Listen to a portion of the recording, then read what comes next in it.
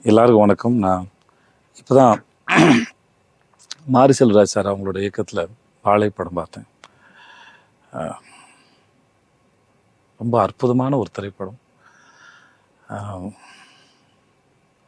இன்னமும் அந்த படம் இன்னும் முடிஞ்ச மாதிரியே தெரியல. அதுக்குள்ளேயே தான் இன்னமும் இருக்கிறோம். அதில் அவர் பேசின அரசியலாக இருக்கட்டும், வசனமாக இருக்கட்டும், நடித்த எல்லாருமா இருக்கட்டும், அந்த ஊரில் அவங்க வாழ்க்கைக்கு மத்தியில் அந்த ஊர்க்காரங்களை ஒருத்தராகவும் இங்கேருந்து அங்கேருந்து இன்னும் வெளியே வர முடியாத அளவுக்கு தான் அதில் மாட்டிக்கிட்டு இருக்கோம். மாரி செல்வராஜ் சாருக்கு மிகப்பெரிய நன்றி. இந்த மாதிரி ஒரு படம் எடுத்ததுக்கு, இந்த மாதிரி ஒரு வாழ்க்கையை பதிவு வச்சதுக்கு. செய்திகளில்